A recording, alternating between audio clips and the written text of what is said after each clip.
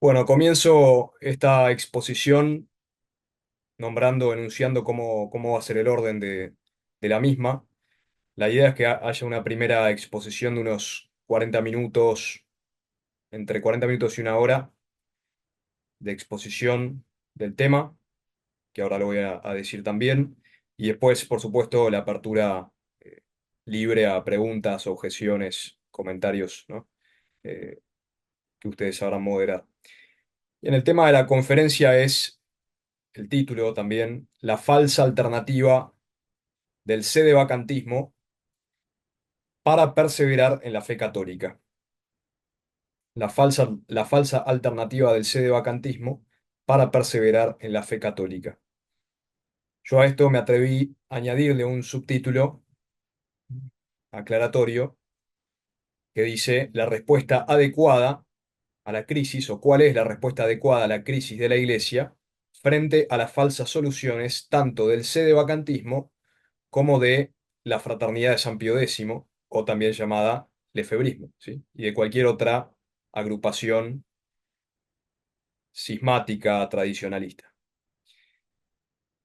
Ese será el tema. Entonces, enuncio rápidamente los subtítulos o los subtemas. La primera pregunta que hay que hacer y responder es si la iglesia verdadera puede estar en crisis. El segundo tema es ya entrar de lleno en el sedevacantismo y ver cuál es la reacción sedevacantista a esta crisis, ¿no? Por supuesto, la respuesta a si la iglesia verdadera puede estar en crisis va a ser afirmativa, con ciertas distinciones que hay que hacer, ¿no? Para explicar bien a qué nos referimos con estado de crisis. Vamos a responder la pregunta de qué es el sedevacantismo y cuál es su doctrina fundamental, la doctrina sobre la cual se erige toda la postura sedevacantista en sus diversas formas, porque esto ya hay que aclarar de base, ¿no? Hay distintos tipos de sedevacantismo o distintas ramas de sedevacantismo, ¿sí? En tercer lugar, vamos a ver las consecuencias de esta doctrina sedevacantista y postura sedevacantista. Y por último, en esta primera sección que trata sobre el sedevacantismo, veremos cuál es la respuesta católica tradicional, doctrinal, en cuanto a la pregunta especulativa que se hace el sedevacantismo y cómo la responde la Iglesia. ¿Cuál es la doctrina tradicional católica de los papas, de los concilios, de los doctores, de los santos, el consenso de los teólogos? En la segunda parte de la conferencia vamos a pasar a la Fraternidad de San Pío X, especialmente por su vigencia en cuanto a las próximas ordenaciones episcopales anunciadas para el 1 de julio,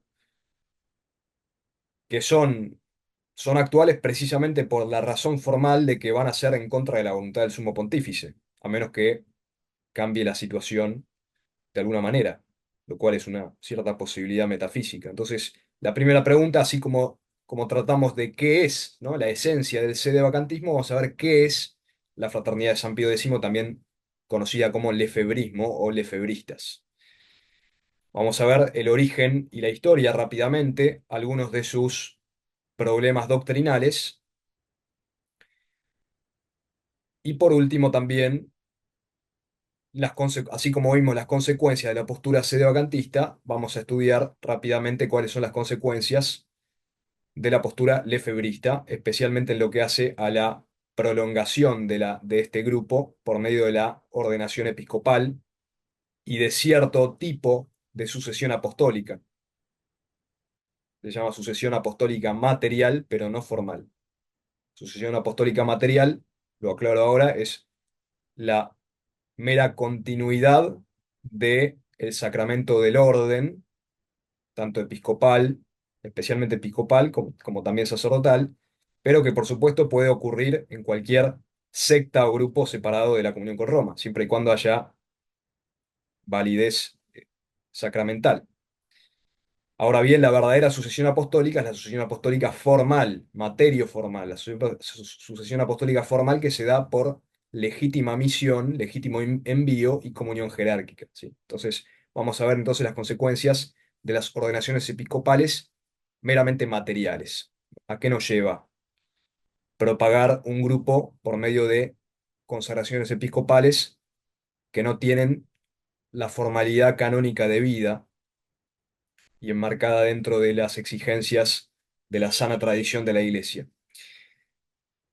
Y por último, así como vimos la respuesta católica respecto de el tema del sedevacantismo, vamos a ver cuál es la respuesta católica respecto de la postura que ofrece la Fraternidad de San Pío X. Y ahí concluiremos. Entonces, paso a, paso a responder a la primera pregunta, si la Iglesia verdadera puede estar en crisis. Bueno, esta pregunta hay que responder afirmativamente. La Iglesia verdadera, de hecho, siempre está en crisis, ¿no? Es una de sus marcas, a ver, sus marcas, sus notas son la santidad, la apostolicidad, la catolicidad, la visibilidad, la indefectibilidad, la infalibilidad, etcétera. Pero algunos dicen que hay una marca extra, según aquello de Cristo de felices cuando sean perseguidos a causa de la justicia, ¿no? La verdadera iglesia, una de las marcas de la verdadera iglesia, no es una de las marcas dogmáticamente consideradas o teológicamente consideradas, pero sí es una marca, es una propiedad de la verdadera iglesia que siempre está en cierto estado de crisis, ya sea por alguna u otra persecución, que puede venir o de afuera o de adentro. Bueno, ustedes muy bien lo sabrán, ¿no? No hace falta que lo explique todo el tema del modernismo, que viene atacando la estructura misma de la iglesia desde dentro, ¿no?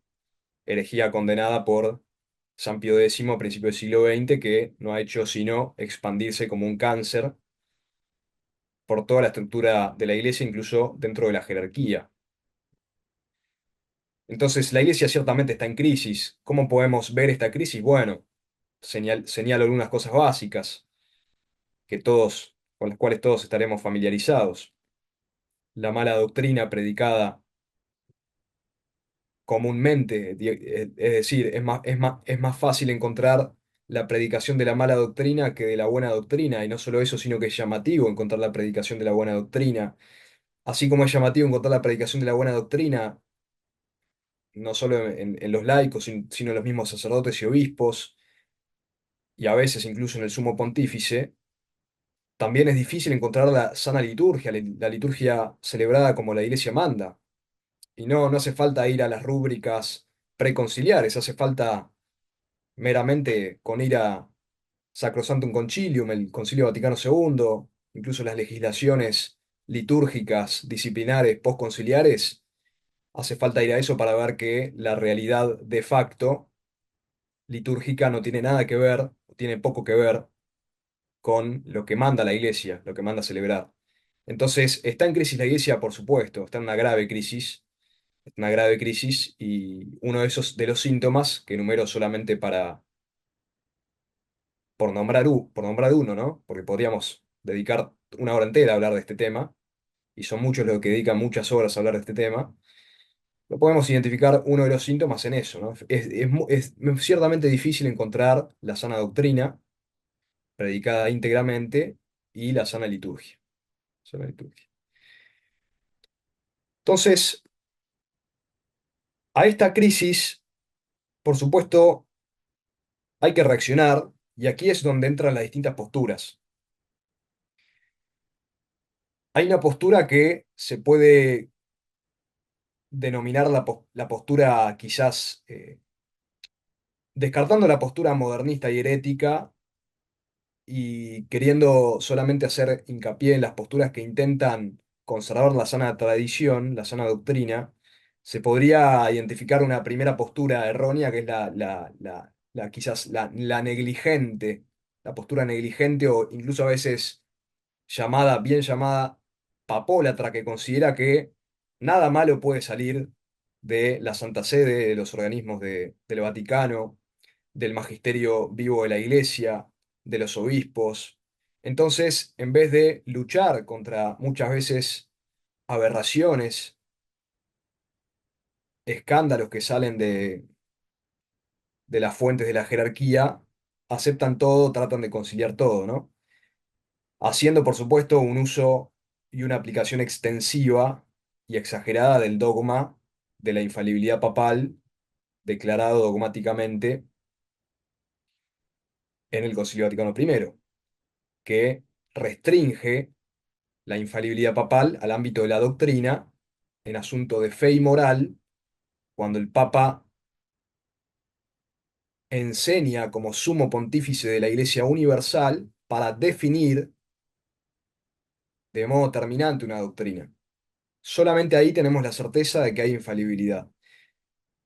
Una mala comprensión de este dogma lleva a pensar que el Papa siempre es infalible, o confunde la infalibilidad en ciertos casos, ¿no? En estos casos donde hay materia de fe o de moral y resolución definitiva, confunde la infalibilidad bajo este respecto con la común inerrancia, como si el Papa nunca pudiera decir algo equivocado, lo cual no solo no es lo que, no es lo que enseña el Concilio Vaticano I, sino que es algo que ya se ha refutado con el mismo hecho histórico. Digamos, hay papas en la historia que han enseñado errores, ¿no? Cito dos. Papa Honorio enseñó la herejía monotelita de que Cristo tiene una sola voluntad y no tiene, no tiene dos voluntades, una humana y una divina.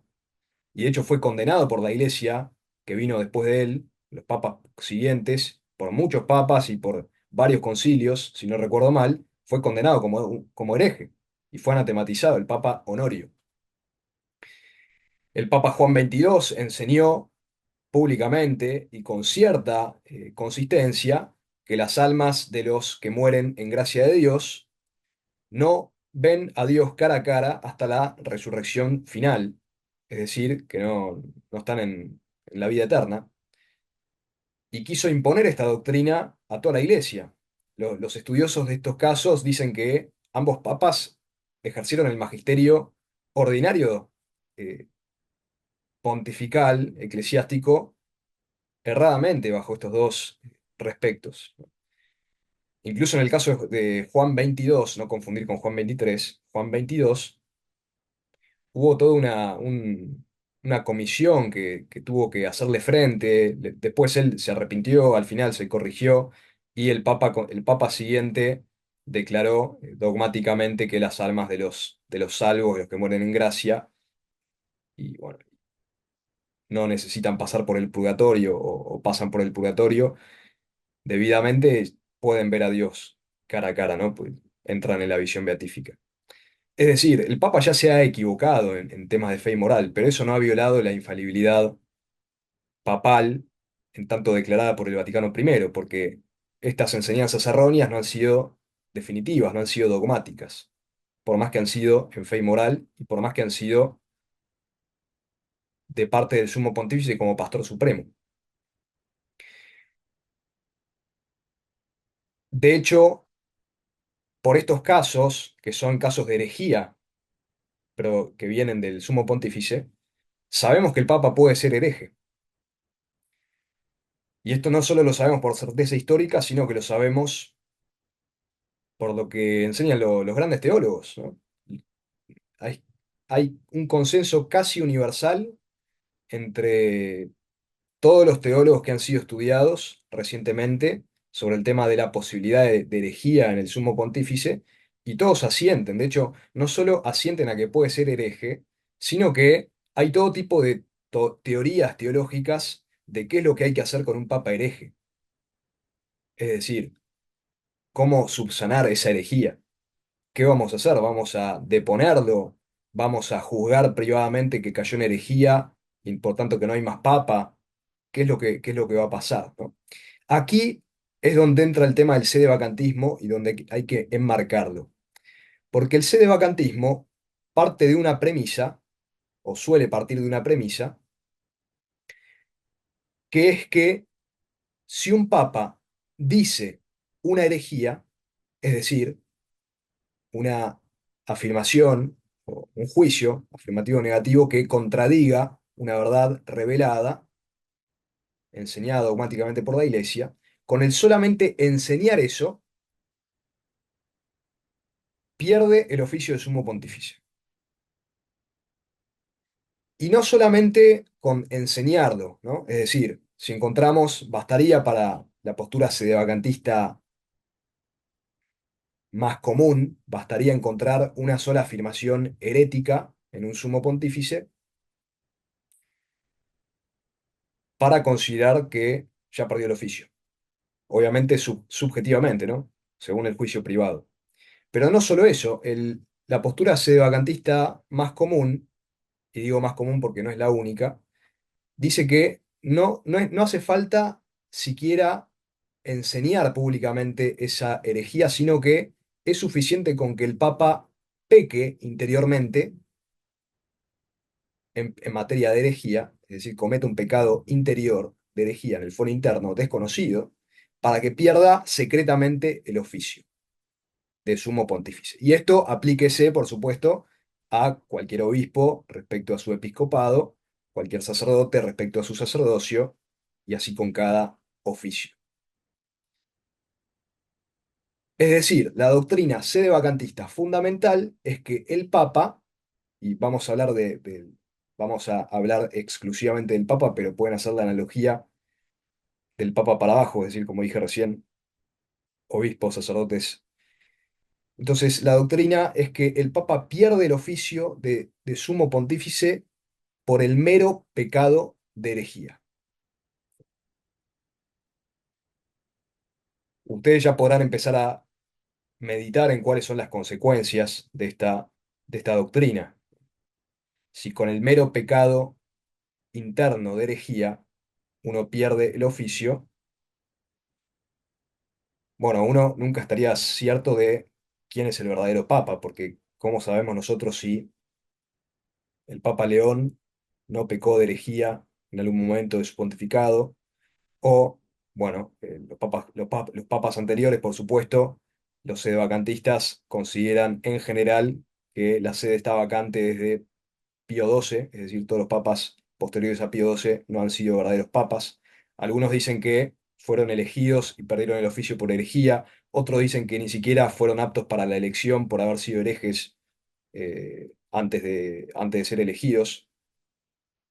Pero el vicio doctrinal de fondo es que el oficio del sumo pontificado se perdería por el mero pecado subjetivo de herejía. O también aplicado a la elección. Si uno peca interiormente de herejía, no podría ser válidamente electo sumo pontífice. Por supuesto, qué es lo que suele pasar con los sedevacantistas? Comparten esta premisa, que ahora vamos a ver si corresponde con la doctrina tradicional acerca del tema, y caemos en el ámbito del juicio privado, del subjetivismo, porque cada uno, cada fiel, cada laico, queda en total libertad de juzgar,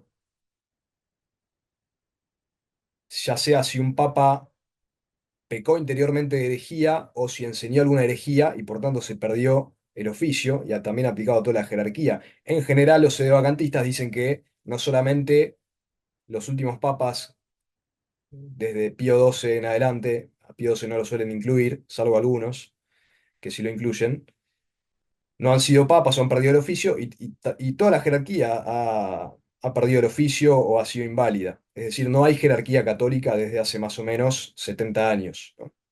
Entonces, el tema es que se reduce todo al juicio privado.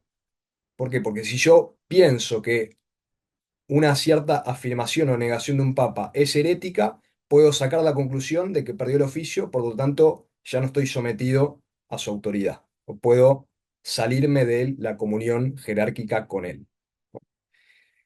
Ahora, nótese que, como dije al principio, es real que un papa puede ser hereje. De hecho, ya ha pasado.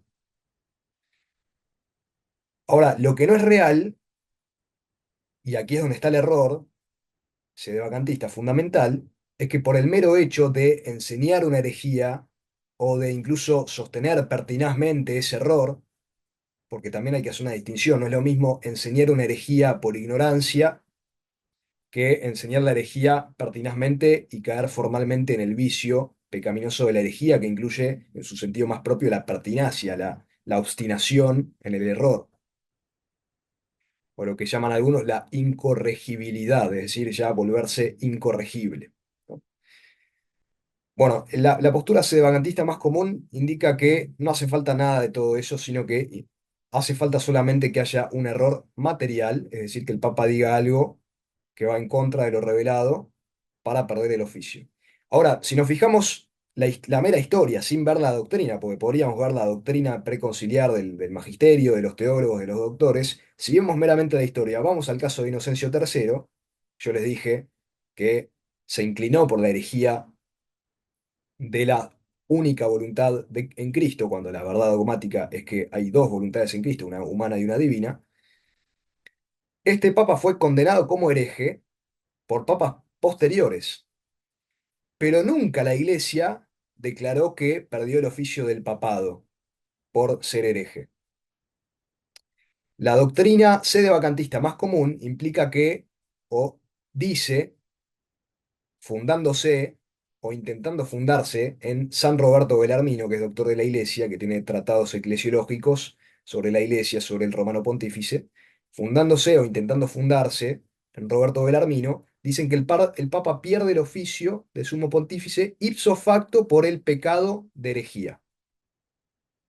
Vemos, en cambio, que la historia nunca, ningún papa, ningún concilio, a pesar de haber anatematizado a Inocencio III, nunca lo consideraron un antipapa, ni lo consideraron depuesto, o que haya perdido el oficio por haber sido hereje. Tampoco ha pasado esto con Honorio, perdón, hice una mezcla recién. Me estaba refiriendo a Honorio. El Papa Honorio fue el hereje. Inocencio III lo mencioné porque este Papa habló explícitamente, magisterialmente, de que el sumo pontífice puede ser hereje y en tal caso será juzgado por Dios. Pido disculpas por la mezcla de nombres. Entonces, el Papa hereje de la herejía monoterita es el Papa Honorio. Nadie nunca juzgó, eh, la iglesia oficial, jerárquica, los papas posteriores, concilios, que Honorio hubiera sido un antipapa o que hubiera perdido el oficio ipso facto por su herejía, de ninguna manera. Tampoco ocurrió esto con Juan XXII, cuando enseñó con cierta consistencia, por no decir pertinacia, su error sobre las almas que no ven a Dios cara a cara después de la muerte y que mueren en gracia de Dios, que se salvan. Nadie dijo, por esta herejía de Juan XXII, que Juan XXII no fue papa o que perdió el oficio, nada de eso. Entonces la Iglesia nunca aplicó el criterio sedevacantista a los casos en los que realmente se dio eh, herejía, ¿sí? Tenemos otro caso, por ejemplo, del Papa eh, Marcelino, que no enseñó explícitamente una herejía, pero por ejemplo quemó incienso a ídolos, ¿no? A ídolos paganos. Después se redimió porque murió mártir, ¿no? Pero este papa tampoco fue considerado un antipapa.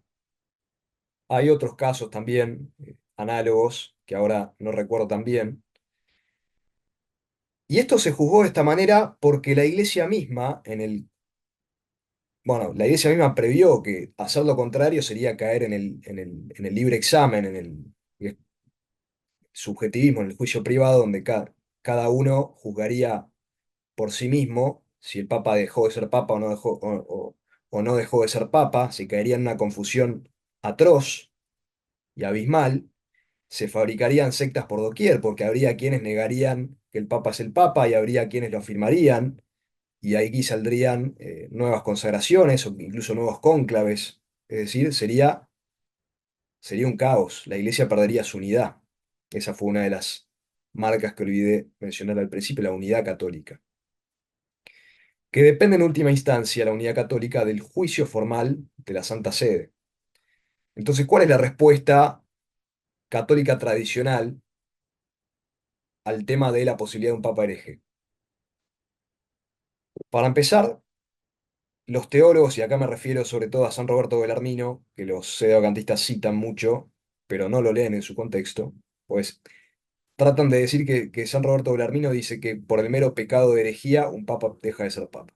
Lo cual San Roberto Belarmino no dice, incluso refuta si se lee en su contexto, porque dice en muchas otras partes que debe ser un hereje pertinaz, que no se trata solamente del mero pecado, que debe ser juzgado por la iglesia, es decir, no debe ser juzgado por el juicio privado, ni pierde el oficio automáticamente, ¿no?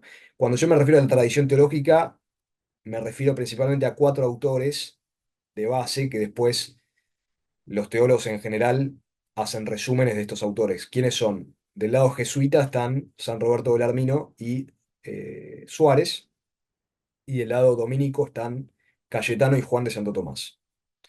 Los cuatro están de acuerdo en lo fundamental, que es que el Papa puede ser hereje, no solo en cuanto a la materia, o sea, de enseñar un error herético, quizás por ignorancia o por falta de estudio o motivo que fuera, sino que dicen que puede ser un hereje pertinaz, es decir, enseñar maliciosamente un error a conciencia. Ahora bien, estos teólogos aplican la doctrina de San Pablo, dada por San Pablo al obispo Tito, no, perdón, en la carta a Timoteo, o ahora no recuerdo si era Tito o Timoteo, disculpen la imperfección, una de las dos. Dice San Pablo que el hereje debe ser evitado luego de dos advertencias, ¿no? Esto está en la palabra de Dios. De modo que estos autores dicen que es parte de la ley divina la doctrina sobre el hereje, y como está San Pablo hablándole a un obispo, se refiere a la posibilidad de que un obispo sea hereje. Y después hay algunos teólogos que también citan una referencia donde San Pedro habría hablado de la posibilidad de un papa hereje también, de qué se debería hacer si el papa cayera en herejía. Esa cita no se ha hallado explícitamente, pero sí se han hallado teólogos que se refieren a esa cita de San Pedro. Es decir, que el mismo San Pedro habría considerado qué pasaría si el mismo Papa se convierte en un hereje. Bueno, el mismo Pablo trata de esta cuestión. ¿Qué pasa hablando de un obispo, un hereje debe ser evitado luego de dos advertencias si no se convierte? ¿Sí? Entonces, estos cuatro autores, ¿no? Los dos jesuitas y los dos dominicos, tienen algunas diferencias accidentales, ¿sí? En lo accidental, en lo secundario, pero coinciden en lo principal. Punto número uno, ¿el Papa puede enseñar herejía? Ciertamente que sí. ¿Puede enseñar dogmáticamente una herejía? Ciertamente que no, eso iría contra el dogma de la infalibilidad papal, ¿no?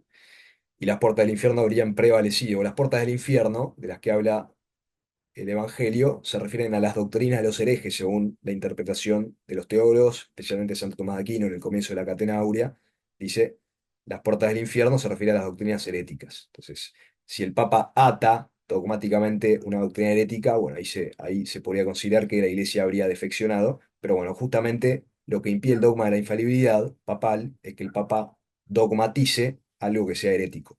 Pero que el Papa enseñe algo herético sin dogmatizarlo, sin definirlo, es posible.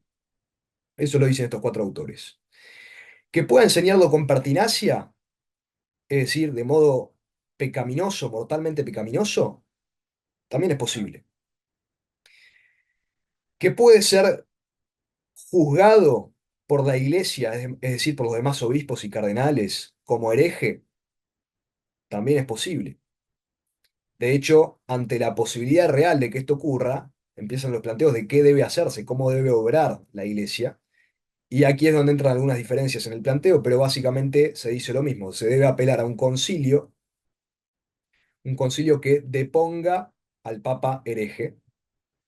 Y las diferencias justamente entran en los distintos momentos de la deposición y cómo funciona la deposición, pero bueno, todas las posturas están de acuerdo en que la deposición propiamente la produce el mismo Cristo, Dios, que da el oficio del pontificado. No es que la Iglesia juzga autoritativamente o jurisdiccionalmente al sumo pontífice, porque el sumo pontífice no puede ser juzgado por nadie. En estos casos, eso mismo se plantean como objeción los teólogos y dicen, en estos casos en los que el sumo pontífice ya es un hereje manifiesto, ya fue advertido más de dos veces, no se convirtió, fue juzgado y a veces incluso declarado hereje por la Iglesia en concilio, en estos casos se dice que él mismo ya fue juzgado por Dios. Y aquí entra lo que mencionaba Inocencio III. Inocencio III tiene un escrito en donde dice que el sumo pontífice debe tener mucho cuidado porque por más que nadie lo pueda juzgar, la Santa Sede no es juzgada por nadie, el antiguo axioma, muy antiguo, dice sí puede ser juzgado por Dios. Especialmente será juzgado por Dios de modo muy estricto en lo que refiere y concierne a la integridad de la fe. Y habla acá de la posibilidad de la herejía. Y eso, por supuesto, el oficio petrino, su principal misión es confirmar a la Iglesia en la fe católica íntegra. Entonces, todas estas posturas, estas cuatro posturas fundamentales, están de acuerdo en que el Papa puede ser hereje, en el caso de un Papa hereje pertinaz, que sería un peligro total para la Iglesia, debe haber una deposición. La deposición la dispone, enseña la opinión, por ejemplo, de Juan de Santo Tomás y Cayetano, la dispone la Iglesia con sus actos ministeriales de deposición, pero la deposición formalmente la realiza el mismo Cristo, que corta la jurisdicción al sumo pontífice. Entonces deja de ser papa, y una vez que dejó de ser papa, incluso puede ser excomulgado, lo cual también puede pasar, bueno, puede ser anatematizado una vez que ha muerto, como pasó con Honorio. Excomulgado ya no, porque ya murió, pero sí anatematizado, condenado. Pero en el caso de un papa vivo que deje de ser papa, puede ser excomulgado. El papa no está sujeto al derecho canónico, en tanto que es papa y no es juzgado por nadie, pero una vez que ya ha sido depuesto por Cristo, puede ser excomulgado y declarado un vitandus, alguien que debe ser evitado, como dice San Pablo. Entonces, volviendo a la doctrina fundamental sede vacantista, si uno no aplica la postura tradicional, que es la que acabo de comentar, que tiene todos estos requisitos en los cuales se ve la prudencia de la Iglesia Católica para declarar un caso de la gravedad del que estamos hablando, cosa que también hay que decir, nunca pasó en la historia de la Iglesia, una deposición así. Hay que juzgar que el decir que el Papa pierde el oficio sumo pontífice por el simple pecado de herejía es una temeridad absoluta que termina yendo a las consecuencias de esta doctrina falsa. Termina en el juicio privado, empieza en el juicio privado y termina en el juicio privado y no puede salir del juicio privado. Termina en un divisionismo sectario que se puede prolongar ad infinitum, ¿sí? Porque cada uno puede juzgar si el papa es papa, entonces cada uno puede fundar su propia secta. Por eso entre los sedevacantistas no hay unidad, hay un sectarismo total. Hay algunas agrupaciones, pero incluso no tienen ningún criterio objetivo de juicio certero en materia de fe, en materia de doctrina, en materia de sacramentos, en materia de disciplina. Los distintos grupos sedevacantistas se excomulgan entre ellos. Algunos incluso han elegido papas nuevos. Bueno, para ellos serán papas, son antipapas, obviamente, ¿no? Hacen cónclaves. Bueno, hay una división total, ¿no? Esto ya se ve. Por otro lado, el tema del juicio privado, bueno, les pongo un ejemplo, ¿no? Hay sobre cómo juzgar los casos en los que se ha dado herejía en el pasado, en los casos de Honorio y Juan 22, hay sedevacantistas que opinan una cosa, hay sedevacantistas que opinan otra, hay consistencias e inconsistencias entre ellos.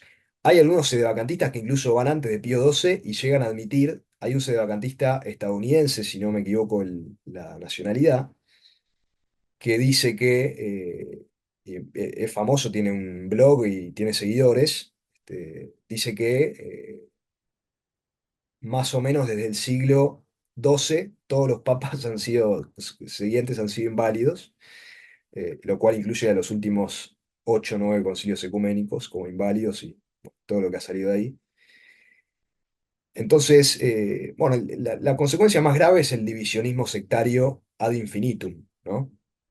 Que destruye la unidad católica, destruye la regla de fe, que es el magisterio vivo. No es ni la sola escritura, como dirían los protestantes, ni la sola tradición, como diría la ideología tradicionalista. No, no, el criterio último es el magisterio vivo, está vivo, y la tradición viva de la Iglesia. Pero acá el criterio último es el juicio privado, y no hay posibilidad de salir del juicio privado. Y otra consecuencia, que no quiero dejar de mencionar en el contexto actual, es la división de las familias, ¿no? Por supuesto, todo divisionismo y todo sectarismo destruye consigo familias enteras. Y esto no lo quiero dejar de decir, porque esta postura sedevacantista, al contrario de las doctrinas modernistas y las posturas modernistas, que también son de estructuras de familias y como bien sabemos, llevan a la anticoncepción, a la reducción de las familias, a los vicios contra natura y todo eso, estos grupos, bajo apariencia de piedad y de tradición y de sana doctrina, juzgando supuestas herejías en los papas conciliares y posconciliares, destruyen familias también, ¿no? Con todo este divisionismo. Más, se separan padres de hijos, madres eh, de hijos. Bueno, hay separaciones intrafamiliares constantes, ¿no?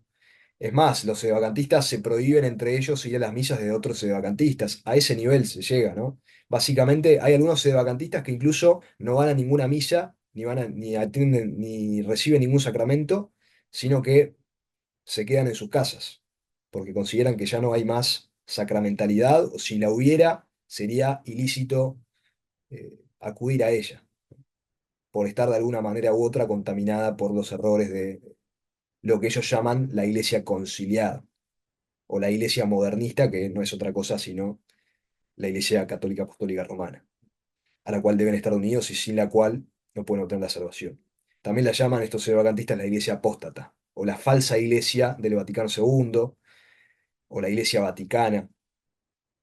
Y ellos se autoproclaman ser católicos tradicionales. Ellos son la iglesia, dicen ser la iglesia tradicional o somos nosotros los católicos tradicionales, o obispos tradicionales o sacerdotes tradicionales.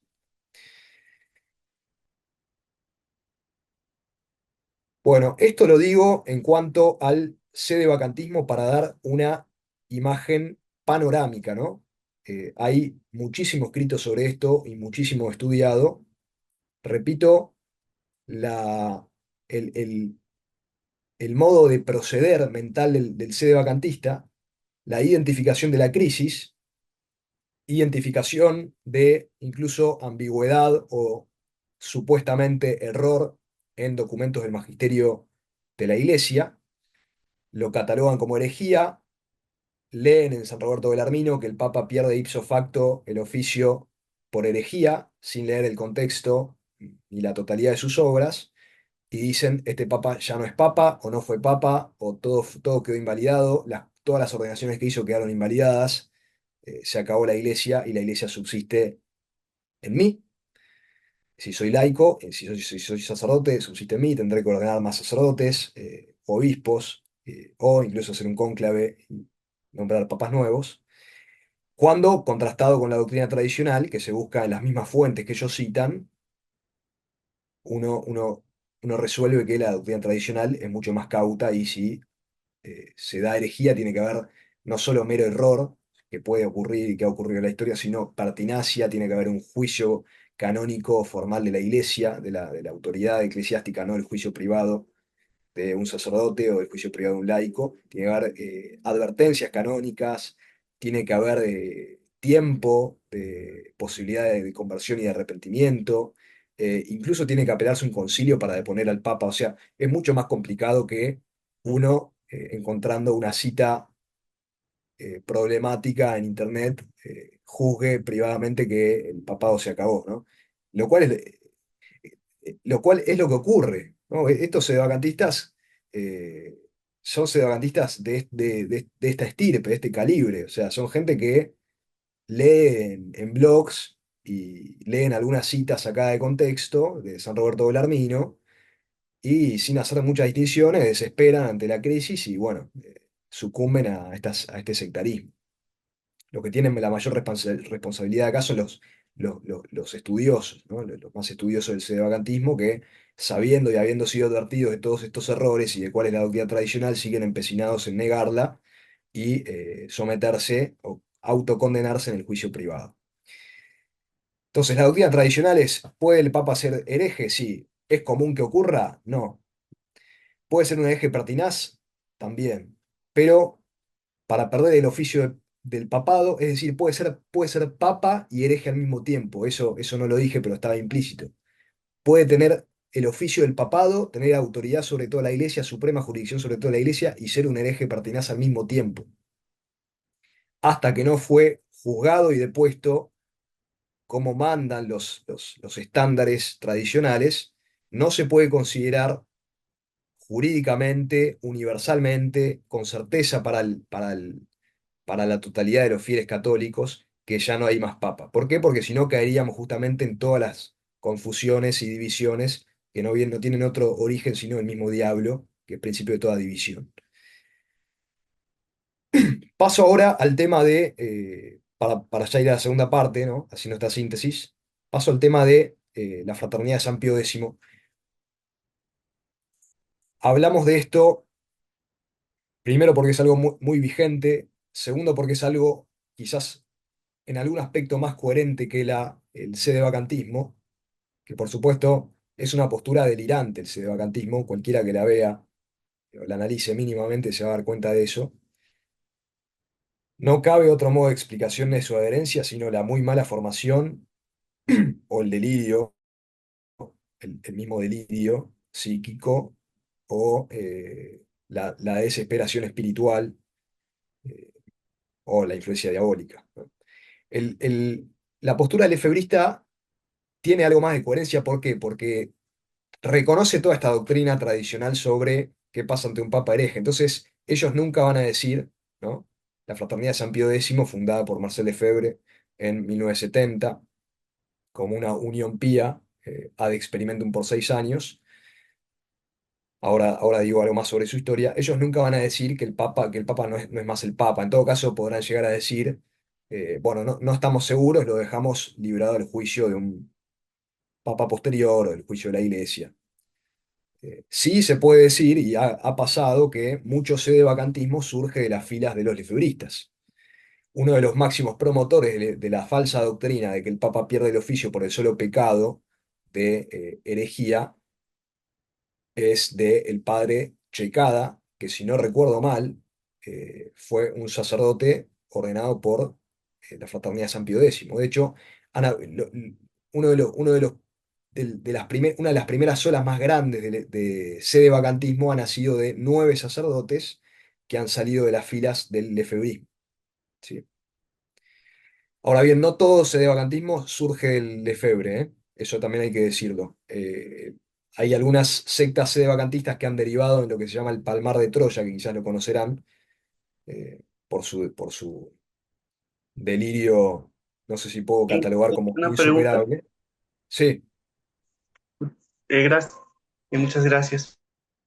Eso entonces, lo del sedevacantismo ha generado, por así decirlo, por así decirlo, muchas divisiones en la iglesia, como lo de Martín Lutero o Calvino, o como lo que tú dices, el palmar de Troya, que, que eso siento que es más por interés económico que religioso. sí, ciertamente. Pasa lo mismo que pasa con las sectas protestantes, donde cada pastor se pelea o un miembro de la secta se pelea con el pastor y funda su propio ministerio, y así se dividen y se multiplican. Como dije, ad infinitum, lo mismo pasa acá. No hay criterio de unidad, no hay principio de unidad, se destruyó el papado. Es una postura totalmente diabólica. Toda postura que destruye el papado, ya sea en la teoría o en la práctica, es una postura diabólica. Y sí, esto lleva a todo tipo de divisiones. Pero lleva a apartarse de la Iglesia Católica como unidad jerárquica, lo cual es muy grave y es un elemento que tienen estas posturas, tanto el lefebrismo como el sedevacantismo, que curiosamente no siempre es tenida por el, por las posturas modernistas, que muchas veces están infiltradas, pero al menos se podría, como decir, no llegan a la gravedad de sacar a uno de la comunión jerárquica con la Iglesia. Estas posturas, al contrario, podrán tener sus ventajas en cierto aspecto sobre el modernismo, pero arrancan a uno de la comunión jerárquica, que es fundamental para la salvación. Y esa separación con la comunión jerárquica es lo que facilita todo tipo de divisionismo eh, con ordenaciones de todo tipo, ¿no? Y a eso voy con lo de la fraternidad de San Pío X. Entonces, estaba diciendo que, sí hay que decir que hay algunas olas sedevacantistas que surgen antes de Lefebvre, pero sí hay mucho sedevacantismo que ha surgido de la Fraternidad de San Pío X, la fraternidad fundada por Lefebvre, y hay mucho sedevacantismo que incluso se respira en sus filas, aunque sigan siendo parte de la fraternidad, quizás por no han sido expulsados o no han salido. Y también hay mucho sedevacantismo que sigue surgiendo de ahí, ¿no? Eso hay que decirlo también. Entonces, digo algo rápido sobre la historia de la fraternidad.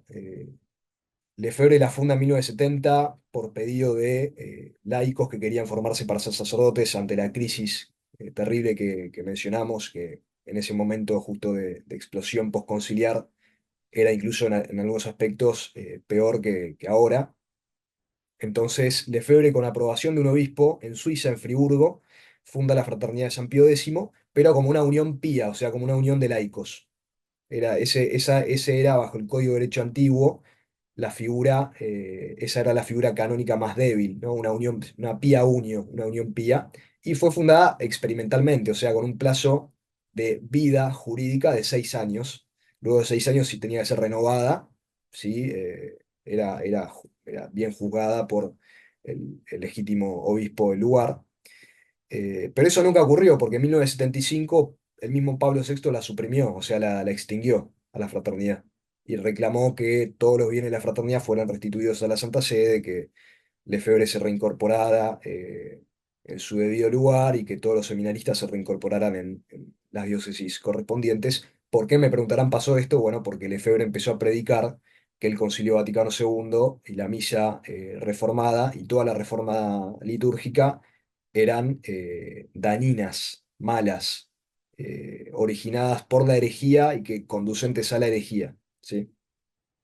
O sea, no dijo, no es que solamente dijo todo esto ha sido quizás imprudente o no ha sido la mejor de las reformas, sino que empezó a predicar públicamente que eran intrínsecamente malas, ¿sí? Incluso llegó a decir, ¿no? que la misa no usó, la misa reformada, aunque aún dicha según las rúbricas, según lo que manda la Iglesia, con toda la piedad posible, debe ser evitada. Bueno, Lefebvre empezó esta predicación más o menos en el año 1972, 1971-1972, fue sancionado en 1974 y la fraternidad fue suprimida en 1975, o sea que básicamente dejaron de ser parte de la única iglesia católica en 1975, pero por supuesto continuaron todo el ministerio mundialmente como si tuvieran una supermisión hasta 1988, o sea, después de su supresión, unos 13 años más. En 1988, como Lefebvre ya estaba más viejo, y era el único obispo que podía consagrar sacerdotes. Si él se moría, se terminaba la fraternidad, y ellos pensaban, y esto lo dijo el mismo Lefebvre, lo dijeron ellos y lo siguen diciendo hoy, que sin ellos, básicamente la iglesia defecciona, o sea que ellos son la salvación de la iglesia. Entonces Lefebvre empezó a negociar con Roma para adquirir un obispo para la fraternidad. Esa negociación llegó a buen término después de varios idas y vueltas, porque Juan Pablo II le ofreció un obispo a Lefebvre, elegido por la fraternidad, aprobado por el sumo pontífice, con una fecha concreta, si no recuerdo mal, era para el 15 de agosto de 1988. La única condición era que Lefebvre tenía que firmar un protocolo de acuerdo que era muy, muy, muy, eh, muy básico, ¿no? Lo único que tenía que admitir Lefebvre era que la misa nueva es válida, ni siquiera tenía que decir es buena, sino es válida, es válida. Y el Concilio Vaticano II, a pesar de que reconocemos que tiene sus dificultades, vamos a intentar estudiar a la luz de la tradición. Eso es todo. Y después algunas cuestiones disciplinares de los estatutos, de cómo, estatutos jurídicos de cómo iba a funcionar la fraternidad, que iba a pasar de ser una unión pía suprimida, extinta, a una prelatura personal que tiene una estructura mundial, ¿no? Con un obispo, algo insólito para una unión pía extinta, ¿no?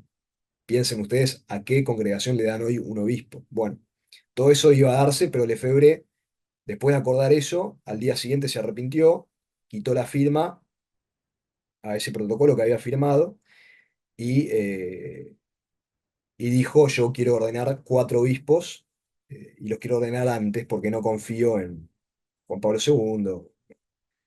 Entonces ordenó, esto fue en junio más o menos, y ordenó en julio 4 obispos contra la voluntad del Papa, habiendo sido advertido canónicamente de que iba a incurrir en excomunión. Bueno, ya esa historia quizás ya la saben. Entonces, ¿qué pasa con la fraternidad de San Pío X? Para empezar, tiene problemas doctrinales, ¿sí? La mera doctrina de que la Iglesia puede promulgar una liturgia y disciplina litúrgica y sacramental universal, que sea intrínsecamente mala, o sea, condenatoria, o sea, que lleve al pecado, que uno peque mortalmente, de eso estamos, a ese nivel estamos hablando.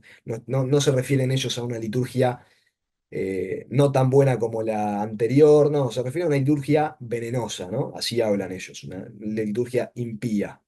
¿Sí? Esa doctrina está condenada por el mismo magisterio preconciliar. Por ejemplo, está condenada por Pío VI, un autor en Fidei, como una doctrina, hay una proposición que es muy parecida a esta, que dice que si alguno dice que la disciplina de la iglesia es temeraria, perdón, lleva a la superstición, conduce al daño de las almas, etcétera, esa doctrina es temeraria, errónea, posiblemente herética e injuriosa al Espíritu Santo que gobierna la iglesia. Gregorio XVI dice que es una locura afirmar que la iglesia puede promulgar disciplina universalmente que sea dañina. Y el Concilio de Trento dice, anatematiza a quien diga que las ceremonias que se realizan en la Iglesia católica llevan también a la impiedad. Esto está anatematizado por Trento. Y después la teología tomista, la opinión común de los teólogos es que debido a la indefectibilidad de la Iglesia, no es posible. Así como hay una infalibilidad para los casos que vimos al principio, hay cierta infalibilidad disciplinar respecto a algunas cosas que están vinculadas al dogma, como son la liturgia y los sacramentos, ¿no? Son nada más y nada menos que los medios por los cuales se dispensa la gracia santificante. O sea que si estamos hablando de que esos medios son malos, perversos o incluso inválidos, como llegan a decir los vacantistas y también los lefebristas en algunos casos, estamos diciendo que la iglesia defeccionó, porque la iglesia está hecha para la salvación de las almas por medio de los sacramentos. Entonces, ya esa doctrina misma, que es una doctrina perenne del lefebrismo, porque la empieza a enseñar Lefebvre en el 74 públicamente, es una doctrina antitradicional. Después está la doctrina de las dos iglesias, que obviamente no lo enseñan así, pero ellos hablan de la Roma eterna y separan a una Roma eterna, a una Roma ideal, de una Roma visible, y dicen que, por ejemplo, la Roma que los condena y que les pone las suspensiones, y esto tampoco lo dije, pero Lefebvre antes de caer en excomunión en 1988 caen un montón de condenas previas, como suspensión adivina y suspensión del ejercicio de la ordenación, de la ordenación sacerdotal, etcétera, ¿no? Y los sacerdotes con él también. Entonces, ellos decían, por ejemplo, todas estas suspensiones, todas estas condenas nos vienen de la Roma temporal, pero la Roma eterna no nos condena. De hecho, en el, en el rito litúrgico de la ordenación episcopal, es parte del rito, es parte solemne del rito preguntar al que va a ser al que va a ordenar de quién obtiene el mandato de ordenar. O sea, quién está enviando a ese obispo. ¿Para qué? Justamente para no caer en el autoenvío, que cada uno envía los que quiera, como harían los protestantes o cualquier sectario cismático, por más que conserve la buena doctrina. Entonces uno tiene que responder, bueno, tenemos el mandato del sumo pontífice tal, o de tal autoridad. ¿Ellos qué contestan? Como no tienen mandato, incluso tienen prohibición de no hacerlo, contestan, tenemos el mandato de la Roma eterna. Entonces, bueno, acá hay una doctrina totalmente heterodoxa, por no decir herética, ¿no? La doctrina de las dos iglesias, una iglesia ideal eterna, que no sabemos dónde está, casi neoplatónica, y una iglesia temporal visible, que es así, como ellos también van a decir, así como los sevagantistas dicen es herética, ellos también van a decir es herética, es modernista, la Roma conciliar. La única diferencia entre los sevagantistas y los lefebristas es que los sevagantistas dicen no hay papa y no hay jerarquía. Los lefebristas dicen hay papa y hay jerarquía, pero nosotros no nos vamos a someter, no vamos a colaborar, como decía Lefebvre. O sea, la diferencia es que unos reconocen la existencia metafísica real de un papa concreto y una jerarquía concreta sometida a él, los lefebristas, pero dicen nosotros no vamos a ser parte de eso, se apartan, porque si somos parte de eso, estamos cooperando con la destrucción de la iglesia, estamos cooperando con la apostasía, estamos cooperando con la herejía. Entonces, de hecho, no solo no vamos a cooperar, sino que para que la iglesia siga existiendo y no defeccione, tenemos que seguir nuestra obra. Entonces, por más que nos digan que no consagremos obispos, nosotros vamos a hacer lo que queramos y lo que haga falta para supuestamente salvar la tradición. Esa es más o menos la idea lefebrista. Entonces, los sedevacantistas te dicen, no hay papa, no hay jerarquía, por lo tanto no me tengo que someter a nadie. ¿Por qué? Porque el papa no puede ser hereje, lo cual es falso, como ya vimos. Los lefebristas te dicen el Papa sí puede ser hereje, de hecho es hereje, y es hereje más o menos hace 50 años, y no es que alguna vez dijo una herejía, sino que hay herejía en el Concilio Vaticano II, en la letra oficial hay herejía, la misa nueva tiene cosas que llevan a la herejía, y es pecado ir, ¿no? No se puede ir a misa nueva, etcétera. Los sacramentos nuevos son todos malos, y algunos incluso son inválidos, son sospechosos de invalidez. Entonces los lefebristas dicen, hay jerarquía, pero está completamente infectado. O sea, básicamente te dicen, hay jerarquía, pero la jerarquía defeccionó, lo cual es también una postura herética. Y dicen, la jerarquía persiste y subsiste en nosotros. Y justamente tenemos estos cuatro obispos, ahora van a ordenar más, ¿para qué? Para que siga habiendo un remanente fiel, ¿no? Esto no lo dije, pero las dos posturas, sedevacantismo y lefebrismo, destruyen totalmente la marca de la visibilidad de la iglesia, de la visibilidad.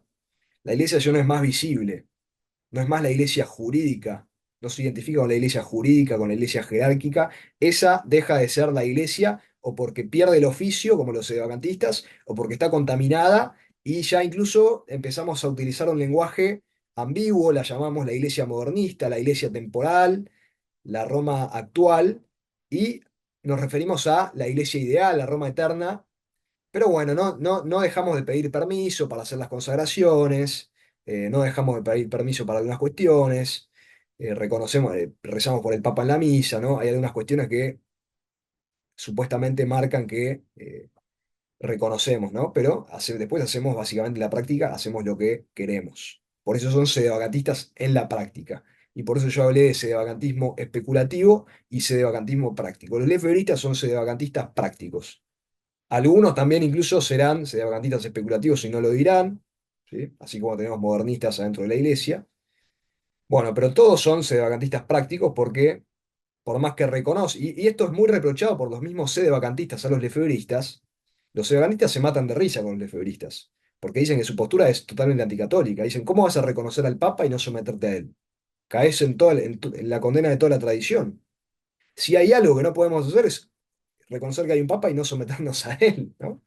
Los lefebristas se matan de risa con los sedevacantistas se matan de risa con los lefebristas.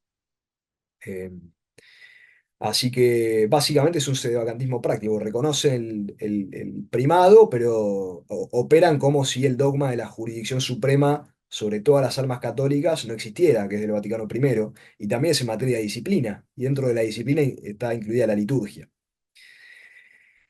Bueno, otro problema del efebrismo, y con esto entro en el tema de las consagraciones que van a ocurrir, si Dios quiere, si Dios lo permite, es el caso de los obispos sin misión, ¿no? El efebrismo y todo el sectarismo tradicionalista eh, incluye la noción nueva, progresista, por ser nueva, novedosa, de obispos que no han sido enviados y que no tienen ningún poder espiritual.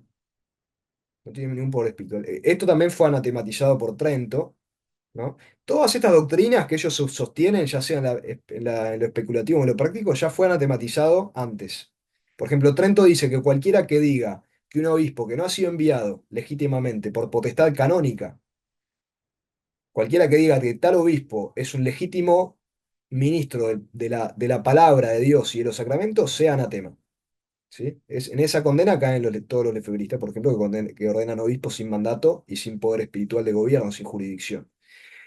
Por ejemplo, la postura sedevacantista de que cada uno puede juzgar, según el libre examen privado, si alguien perdió o no perdió el oficio, está condenada por el Cuarto Concilio de Constantinopla, en el siglo IX, que dice que justamente anatematiza a cualquier fiel o cualquier sacerdote que considere a un superior depuesto del oficio por escándalo o por herejía, ¿no? O sea, tiene que haber una declaración formal de la Suprema, de la autoridad competente. O sea, justamente vacunando contra el juicio privado. Entonces, las ordenaciones episcopales de la Fraternidad San Pío X y de cualquier grupo que se separa de la comunión jerárquica tiene este defecto que es un defecto, es una anomalía totalmente heterodoxa y antitradicional, que es la figura de obispos que no tienen misión y que no tienen jurisdicción, o sea, no tienen poder, y jurisdicción no se entienda como lugar solamente, lugar físico, sino como poder espiritual, ¿sí? Hay una doble potestad en el orden sagrado, que es primero la potestad de orden, por la cual uno es capacitado metafísicamente para realizar los actos relativos al orden sagrado, por ejemplo, santificar los sacramentos, pero esa potestad de orden solamente puede llevarse al acto legítimamente por medio de la potestad de jurisdicción, que es, esa potestad es el poder espiritual de gobierno que se recibe por la comunión jerárquica. Viene de Cristo directamente al Papa, del Papa indirectamente a los obispos y de los obispos indirectamente a los sacerdotes que están sometidos a ellos. Y ahí entra el tema de la comunión jerárquica, ¿no? Entonces, los obispos que no tienen poder espiritual, porque están separados de la fuente de todo poder espiritual, que es Cristo, a través del Papa, son figuras totalmente anatematizadas por por la entera tradición, incluso también ante la crisis protestante que empezaba a fundar nuevos ministerios sin misión. Bueno, San Francisco de Sales argumentaba parecido, ¿no? Que cada uno está fundando su propia secta, pero ¿quién los envió? Les preguntaba San Francisco de Sales, a los de la Fraternidad San Pío X les podríamos preguntar lo mismo, ¿quién los envió? Y no nos pueden responder, nos van a responder la Roma eterna. ¿Quién es la Roma eterna?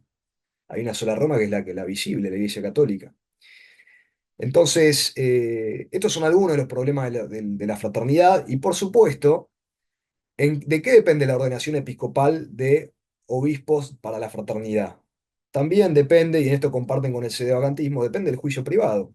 Ellos juzgan, ahora juzgaron, por ejemplo, vaya a saber quién, además, porque quién es la autoridad dentro de la fraternidad, el superior general, o los obispos, o algún sacerdote, o algún laico que lo sugiere. Alguno juzgó de modo terminante que ahora es necesario, para salvar la tradición, consagrar 4 o 5 obispos, aunque el Papa les haya dicho no consagren, no consagren, sigamos dialogando a ver si llegamos a algún acuerdo. Bueno, ellos determinaron con el juicio privado, igual que los sedevacantistas determinan con el juicio privado que no hay papa, que no hay jerarquía, ellos ahora determinan que pueden consagrar obispos contra la voluntad del sumo pontífice, lo cual también incurre en otro error muy grave que es usurpar un derecho divino, porque elegir quién va a ser miembro de la Asociación Apostólica, miembro del Colegio Apostólico, es un derecho que compete solamente a la cátedra de Pedro por institución directamente dada por Cristo. Y eso lo enseña Pío IX en la encíclica Quartus Supra, ¿sí? También una doctrina preconciliar. Por eso el tema de las consagraciones está condenado por la entera tradición, ¿sí? Las consagraciones sin mandato o o no solo sin mandato, sino contra expresa y formal y particular prohibición, siempre han sido consideradas cismáticas. Porque a pesar de que uno tenga la buena doctrina, o piense que tiene la buena doctrina, o pretenda tener la buena doctrina, y tenga sacramentos bien celebrados, ¿no? Y esto lo digo en contraste con la enorme crisis modernista que dibujaba, o que imaginaba, o que planteaba al principio. Aunque uno reconozca, ¿no? Miren las misas que tienen, que son hermosas. Miren las prédicas que tradicionales que son. Aunque uno tenga todo eso, el pecado de cisma no incluye necesariamente que uno se desvíe de la buena doctrina. El pecado de cisma y el delito formal de cisma y canónico de cisma implica justamente el rechazo de la sujeción a la suprema autoridad, al sumo pontífice. Tampoco es necesariamente caer en cisma decir que el Papa no es el Papa. Eso es un error muy difundido, pensar que cisma es solamente decir que el Papa no es el Papa, o decir, o negar el papado. Eso es herejía, no es cisma. Cisma propiamente es reconocer el papado y no someterse a él. Es decir, operar por fuera de la Iglesia católica jerárquica, que está unida en comunión jurídica y por los otros lazos de comunión que hay, y operar como una iglesia paralela. Entonces, los obispos sin jurisdicción y misión terminan en el mismo divisionismo sectario que el sedevacantismo. ¿Por qué? Porque esos 4 obispos o 5 obispos, ¿quién sabe qué va a pasar? Para empezar, ya están operando como una secta paralela a la Iglesia Católica, ¿sí? Porque tienen sus sacramentos, nadie puede ir a otro sacramento que no sea los de ellos, ni siquiera dicen, hasta incluso llegan a decir que es malo ir a sacramentos según el rito preconciliar de los institutos que están aprobados por la Iglesia, como la Fraternidad de San Pedro, Instituto Cristo Rey. ¿Por qué? Porque justamente están unidos a la Iglesia modernista.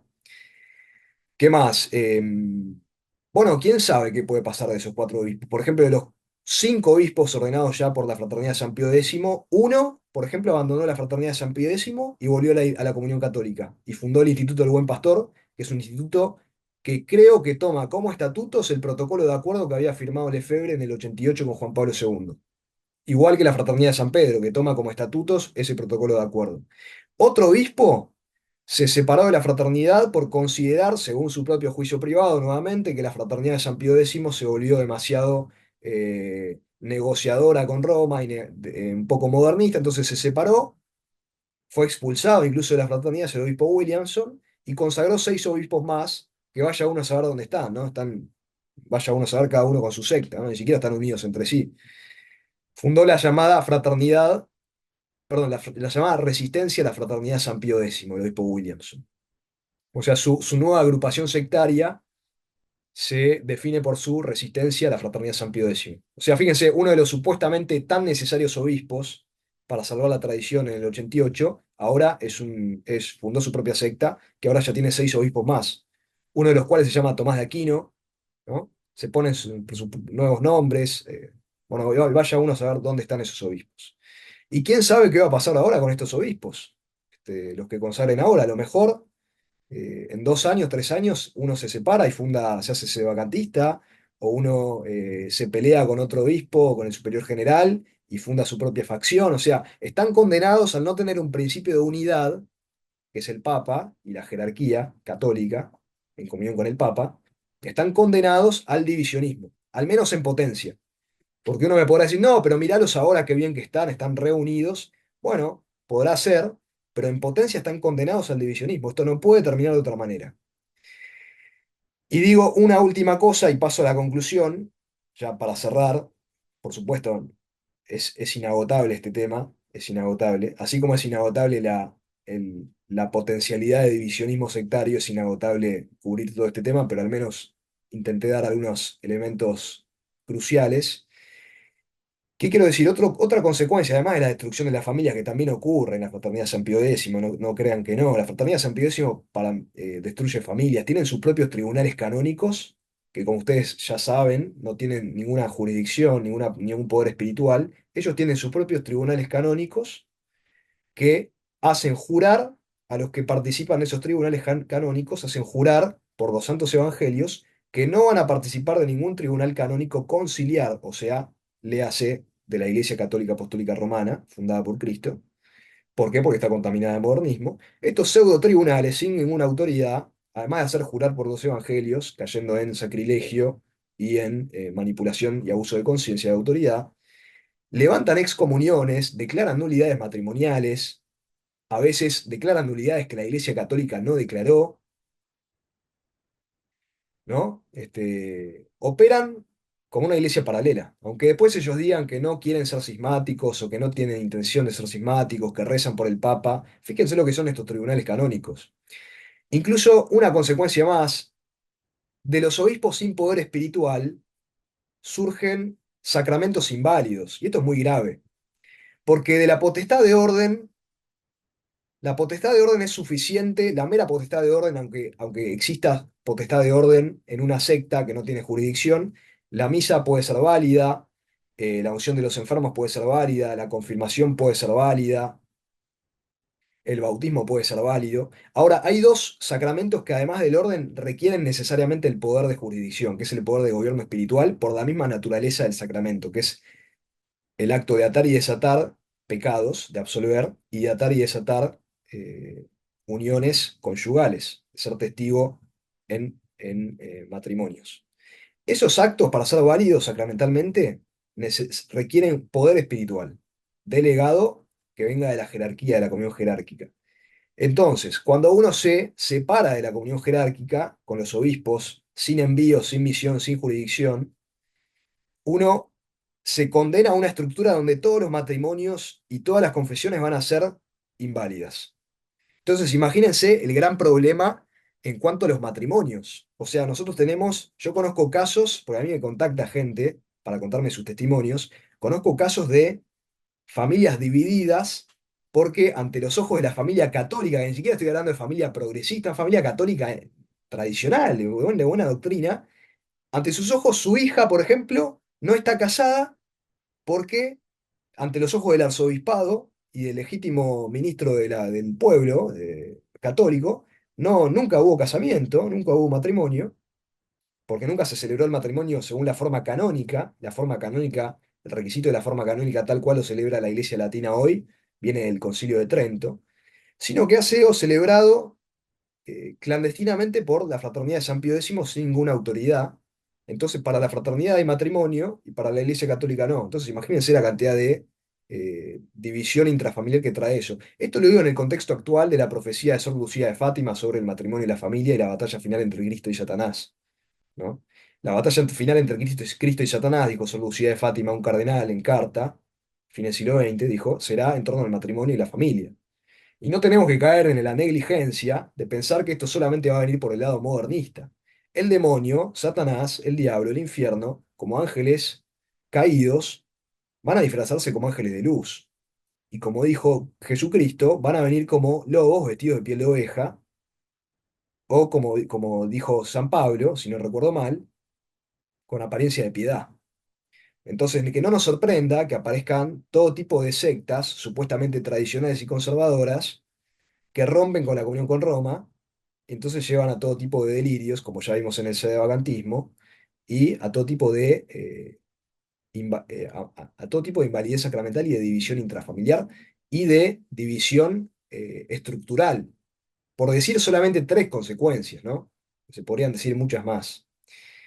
Entonces, en síntesis, ¿cuál es la respuesta católica? Al tema del sedevacantismo ya lo vimos, tiene que haber un juicio de la Santa Sede.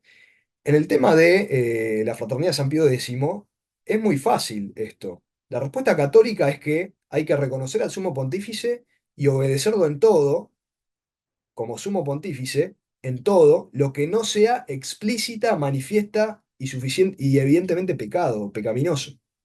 La gran pregunta, el gran criterio de discernimiento es: ¿estamos en crisis? Por supuesto. ¿Puede esa crisis haber infectado la jerarquía, incluso el mismo Papa? Por supuesto, esto no es nada nuevo. O sea, eh, han habido papas herejes, han habido papas condenados y anatematizados, han habido grandes teólogos que han hablado de la posibilidad del papa hereje y cómo debe ser depuesto, ¿no? No nos tiene que sorprender que un papa diga una herejía alguna vez o que haya herejías o doctrinas ambiguas al menos o erróneas en el magisterio. Digamos, ¿es lo ideal? No, no es lo ideal, pero no nos tiene que hacer perder la fe, porque Cristo no dijo las puertas del infierno no van a acechar, dijo las puertas del infierno no van a prevalecer. Y dijo, he rogado por ti, Pedro, porque Satanás me ha pedido permiso para zarandearte. O sea, la iglesia, volviendo al principio, siempre va a estar perseguida. Una iglesia que no está en crisis, yo dudaría de que sea la verdadera iglesia, la verdadera iglesia de Cristo. Así como me persiguieron a mí, los van a perseguir a ustedes, ¿no? Pero no teman porque yo he vencido al mundo y yo estaré con ustedes hasta el fin de los días. Entonces, la respuesta católica es muy básica. En el fondo no hay que ser ningún erudito ni ningún místico para darse cuenta. Es reconocer al sumo pontífice, obedecerlo en todo lo que no sea manifiesta y evidentemente pecado, y con esto siguiendo la doctrina tradicional sobre la obediencia. El único caso en que es legítimo desobedecer al superior, sobre todo en materia de comunión jerárquica, el sumo pontífice de jurisdicción suprema es el vicario de Cristo, es si me manda a pecar, aunque me mande pecar venialmente.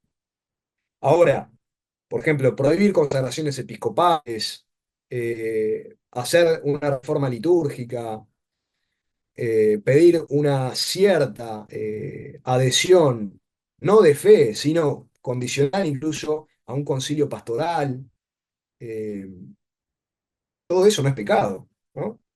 Pedir, posponga las consagraciones durante un tiempo, sigamos negociando, eso no es pecado, ¿no? Eso es ser obediente y confiar en la divina providencia.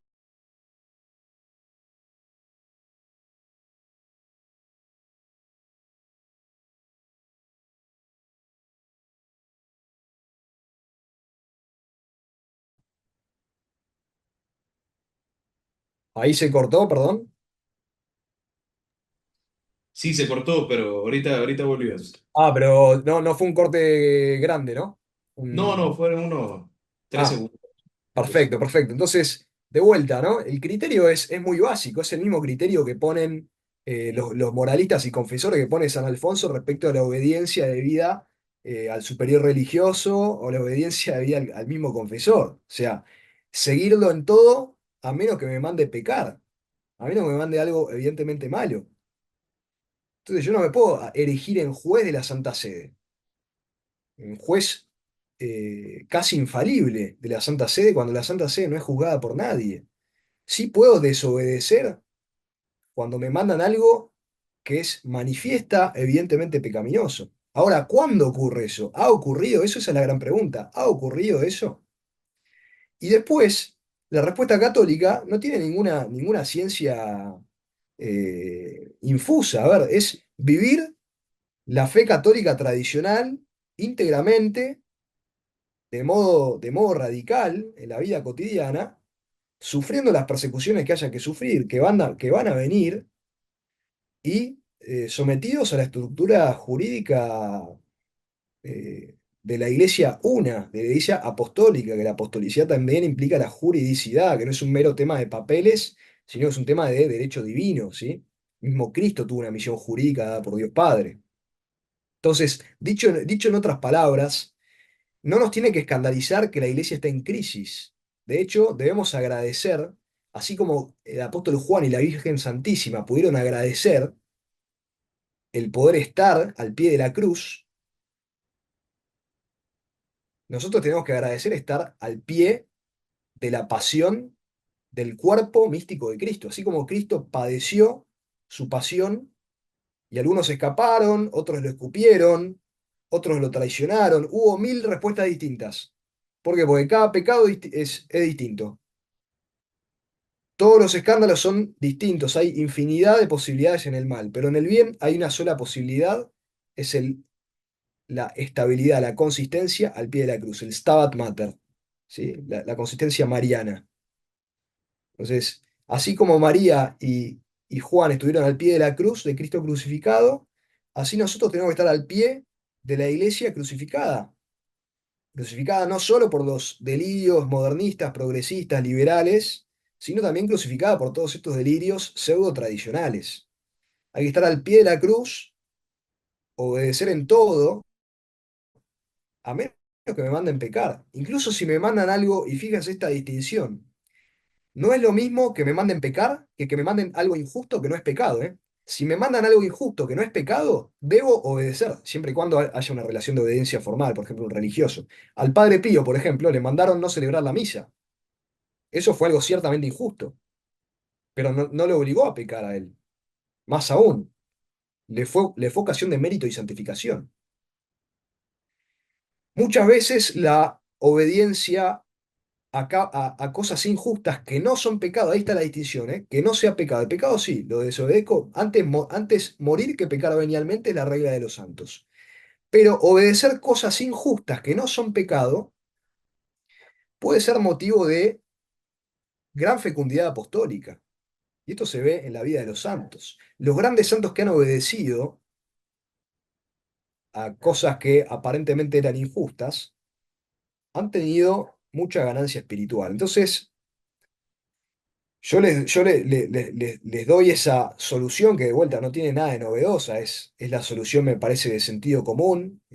Me parece que las otras opciones que hay, que son las que dije, llevan, llevan necesariamente a la división y al sectarismo, y como dice el apóstol Pablo, los sectarios no heredarán el reino de los cielos, así como dice los fornicarios no heredarán el reino de los cielos, dice los sectarios y los disidentes no heredarán el reino de los cielos. Y después, además de ofrecerles esta mirada desde el punto de vista doctrinal, prudencial, ¿no? Tradicional, también desde el punto de vista del testimonio personal. Yo les doy mi testimonio personal. Yo no me considero ahogado por la crisis modernista. Doy gracias a Dios por haberme puesto en este momento de crisis, porque evidentemente Él me quiso ahora y no hace 70 años, cuando no estaba la crisis litúrgica actual, o la crisis modernista desatada como está ahora en las prédicas, etcétera, o la ambigüedad magisterial. Le doy gracias. ¿Qué me voy a angustiar? No se angustien por nada, dice San Pablo. Me voy a desesperar como Judas. Me voy a desesperar como los sedevacantistas y voy a armar mi propio cónclave. Voy a ordenar mis propios obispos. O me voy a hacer yo ordenar sacerdote y obispo para salvar a la iglesia. ¿Por qué no? Yo le podría preguntar, ¿por qué no me ordenan a mí también? ¿Qué nos frena? Si ya cada uno hace lo que quiere para salvar la iglesia. Yo no tengo ningún problema. Yo tengo la bendición de tener, de estar, por un lado estoy rodeado de misas mal celebradas, de mala doctrina, estoy rodeado. Pero tengo la bendición de tener una misa no sordo muy bien celebrada, que tampoco está tan cerca de mi casa. Y también hay misa tridentina cerca de mi casa, pero incluso si no tuviera eso, mi recomendación sería la misma.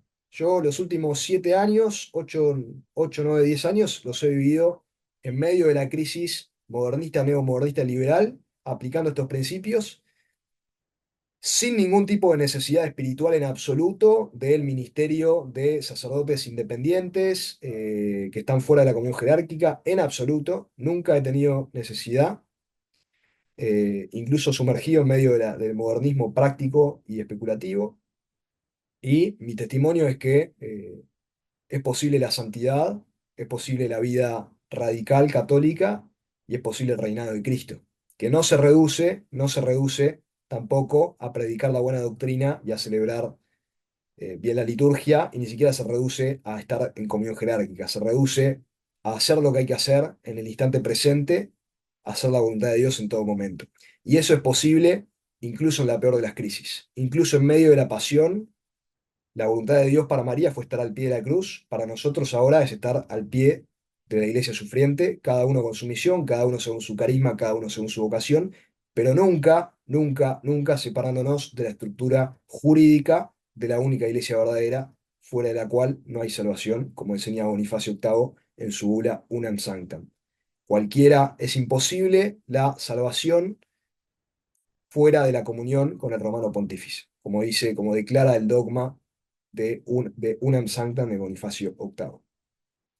Bueno, esa es un poco la conferencia y ahora les delego la parte de la moderación de los comentarios y de las preguntas o incluso si las objeciones, si tienen objeciones o quieren plantear algún desacuerdo con total apertura.